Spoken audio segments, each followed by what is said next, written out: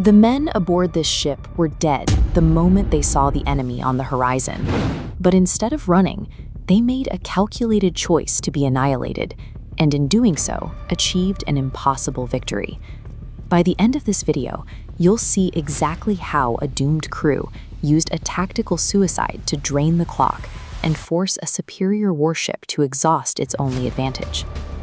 It is November 1940. A vital supply convoy of over 30 unarmored merchant ships is racing across the freezing Atlantic. Their only protection against the dangers of the ocean is a single, lightly armed merchant cruiser, the HMS Jervis Bay. The evening quiet shatters when a lookout spots an unidentified vessel. Captain Edward Fegan flashes a challenge code across the waves to identify the stranger. The mystery ship sends the exact same code back, a glaringly obvious fake. Alarms instantly ring out across the Jervis Bay. The crew realizes exactly what they are looking at. It is the KMS Admiral Scheer, a heavily armed German pocket battleship, carrying 6 massive 11-inch guns. This creates an inescapable situation. The Jervis Bay is completely outmatched. But if the cruiser attempts to run, the German gunners will simply bypass them and systematically slaughter the 30 defenseless supply ships right behind them. Faced with certain destruction, Captain Fegan gives a deeply counterintuitive order. He turns his fragile cruiser away from the safety of the convoy and charges at full speed directly toward the battleship. To cover the fleeing supply ships, Jervis Bay launches signal flares and orders the crew to heave smoke floats into the water.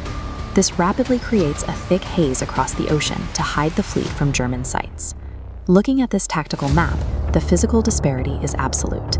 The German warship strikes from miles away, while British 6-inch guns cannot reach the enemy. The Scheer opens fire, sporing a direct hit that tears the British bridge apart and severs Captain Fegan's arm. The Jervis Bay is rapidly crumbling under repeated hits in the opening minutes of the fight. Yet by drawing the devastating German fire to themselves, they successfully execute Phase 1, absorbing the blow meant for the fleeing convoy. The surviving British crew falls back on their rigid naval training. Courageous firefighting teams battle the raging blazes. When a shell blasts away the white ensign, a sailor climbs the shattered mast to nail up the fresh one. The heavily bleeding captain drags himself to the rear control compartment to manually steer the ship. At the forward gun, able seaman Sam Patience and his team continue loading and firing as fast as they can. They watch their shells plunge into the water, well short of the armored battleship. These falling shells force the German captain into a difficult calculation.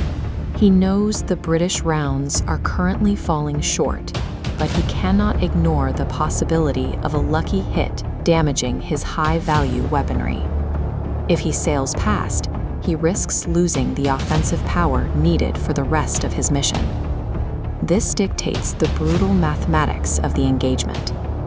Every harmless volley the Jervis Bay fires, and every minute the German ship spends circling the dying cruiser, translates directly into nautical miles gained by the escaping convoy. By simply refusing to sink quietly, a hopelessly outgunned merchant vessel forces a technologically superior warship into a rigid, time-consuming stalemate.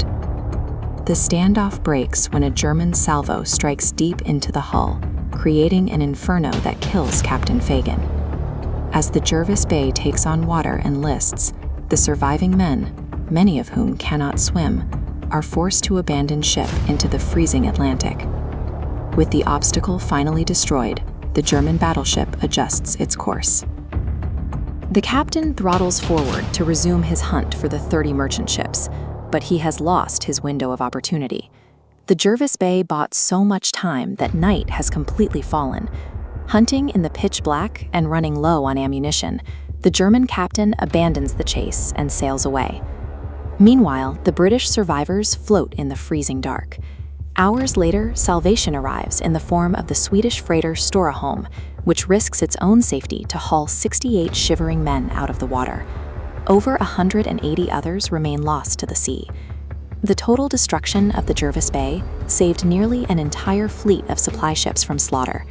For his calculated, unyielding command, Captain Fegan was posthumously awarded the highest military honor, the Victoria Cross. The Jervis Bay crew never had a chance of walking away from this fight.